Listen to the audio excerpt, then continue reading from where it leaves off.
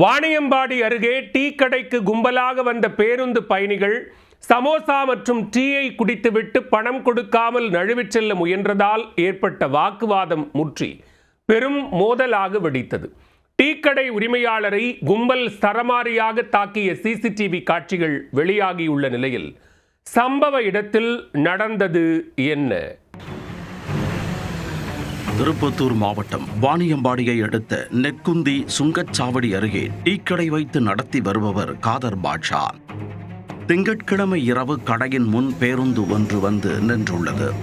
அதிலிருந்து திபுதிபுவென இறங்கிய நபர்கள் கடையில் இருந்த சமோசா உள்ளிட்ட பலகாரங்களை இஷ்டம் போல எடுத்து சாப்பிட்டுள்ளனர். பின்னர் அனைவரும் டீ குடித்து கிளம்பிச் செல்ல முற்பட்டனர்.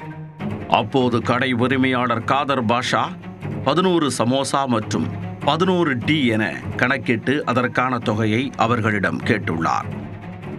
அப்பொழுது பேருந்தில் இருந்து இறங்கியவர்கள், நாங்கள் 11 பேர் வரவில்லை, 4 பேர் தான் வந்தோம் என குறிப்பிட்டு 4 சமோசா மற்றும் டீக்கு மட்டும் பணம் கொடுத்துவிட்டு நழுவை சென்றுள்ளனர்.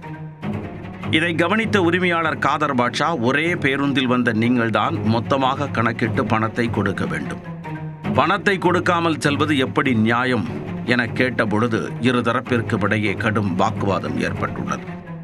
ஒரு கட்டத்தில் கோபமடைந்த கடை உரிமையாளர், எனக்கு 1 ரூபாய் கூட வேண்டாம், நீங்கள் செல்லுங்கள் என கூறியதால் ஆத்திரமடைந்த அந்த கும்பல், நீ என்ன எங்களுக்கு பிச்சை போடுகிறாயா என கேட்டு காதர் பாட்ஷா மீது தாக்குதல் நடத்த ஆரம்பித்தனர். அதை பார்த்து பதறிப்போன காதர் பாட்ஷாவின் மகன் இர்ஃபான் மற்றும் ஊழியர்கள் அவர்களை தடுக்க போக அந்த கும்பல் அனைவரையும் சுத்து போட்டு கடுமையாக தாக்கியுள்ளது. ஒரு கட்டத்தில் கட்டுப்பாட்டை இழந்த அந்த கும்பல் கடையின் உள்ளே புகுந்து கண்ணாடியை உடைத்து பொருட்களை எடுத்து வீசி ரகளையில் ஈடுபட்டனர்.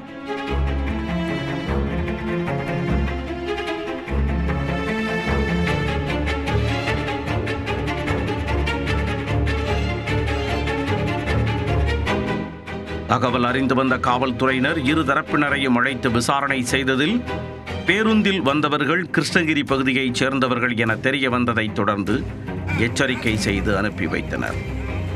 டீ கடையில் சமோசா டீ சாப்பிட்டுவிட்டு பணம் கொடுக்காமல் நழுவிய பேருந்து பயணிகள் டீ கடையில் தாக்குதல் நடத்திய சம்பவம் அப்பகுதி வியாபாரிகளிடையே பதற்றத்தை ஏற்படுத்தியுள்ளது.